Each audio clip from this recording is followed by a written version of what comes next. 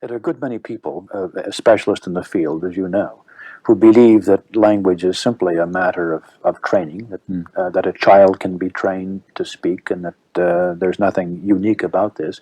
You, I know, feel that there's something more than simply training. Why do you feel that there's something more to learning language than simply training? Well, first of all, it's worth mentioning that most overwhelmingly people learn language without training.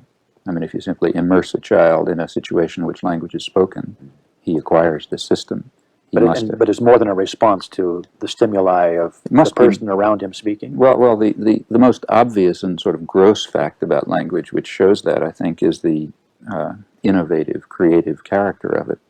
I mean, every child is capable of understanding and producing very complex structures which have no simple relationship, no point-by-point relationship, no relationship on the basis of analogy, let's say, to the experience that he's presented. The generative, creative structures of language. Just that you can, as we're talking, we say new things, which we may not have said before. We hear new things. I mean, language is, well, as we talk, there's very little repetition in what we say? Well, if you really were to see how little repetition there is, you can, let's say, take a book or a newspaper or a library, for that matter, and search for repetitions of phrases or sentences and so on. They occur, but rarely so. I mean, there are particular subparts of language, say greetings or conventional utterances of one sort or another, that do repeat frequently, but these are incidentally often marginal in their structure. For example, a sentence like "How do you do?" has a structure which is, in fact, unique. It's not the structure of any English sentence. And we don't create new sentences of that type. That's just a ritualized utterance. Yeah. But most of our linguistic interchange is, in fact, highly innovative.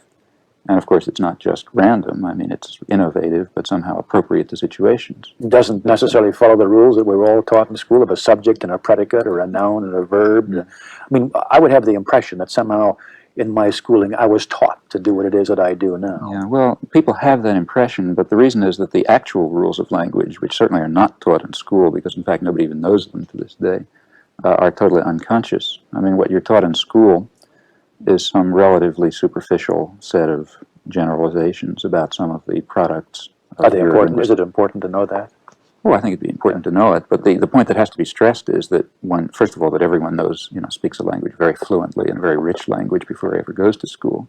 And furthermore, even if you wanted to teach somebody the rules of language, you wouldn't be able to do it because the rules are largely unknown. We're just barely beginning to discover them.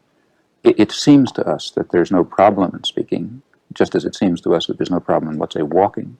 But if we were to try to design an automaton, let's say, that would walk or ride a bicycle or identify a person. I mean, for example, you look at me from one point of view, and if I turn my face, you could still recognize me. Yeah. That's not so easy to do. I mean, we can do it because we have some special unknown capacities for perceptual identification. Well, in the case of language, too, we have this whole totally unconscious set of intricate mechanisms. I mean, something's built into the system? Well, I have no doubt that most of the richness of the structure of language is just a biological property of the organism. Can't be taught any more than you can be taught to have two arms and two legs. You've got no way that you can X-ray it or well, put your finger on it.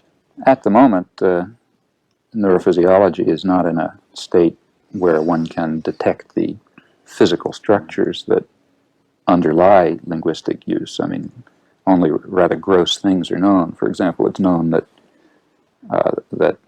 language is controlled by the dominant. The brain has two hemispheres, and language is controlled by one dominant hemisphere. Incidentally, humans are, as far as I know, as far as anyone knows, the only organism that has lateralization, that has specialization of the two hemispheres. Apes don't, for example.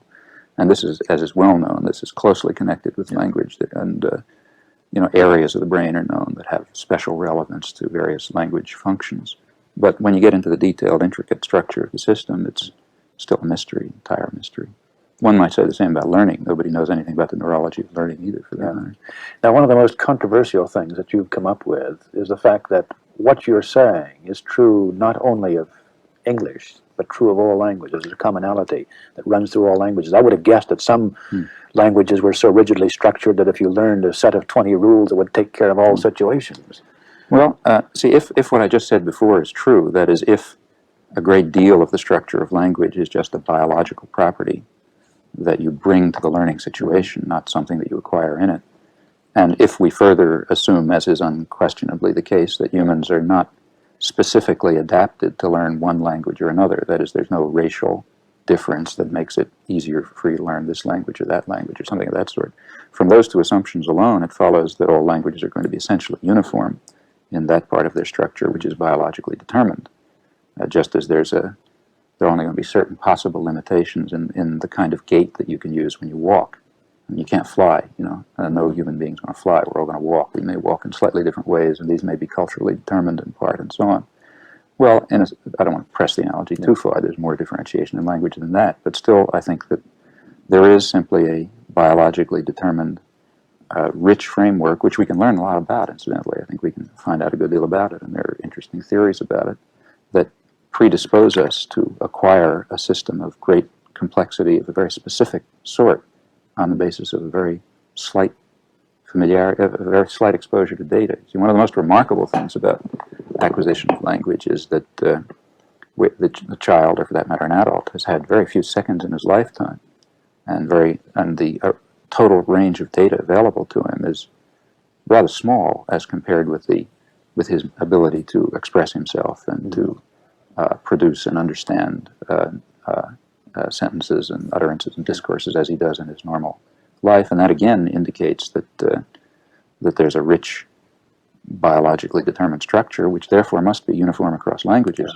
Now, to get back to your original point, you know, whether there are languages with a small number of rules that would suffice to explain everything, certainly nothing of that sort is known. I mean, insofar as languages have been carefully studied, living languages at least, they seem basically they do differ. I mean, you know, one language is not another language, but they don't differ as far as we know. There still is this creative aspect in all languages that is generative. That's absolutely universal. That's just a human property. I mean, which is true of every language.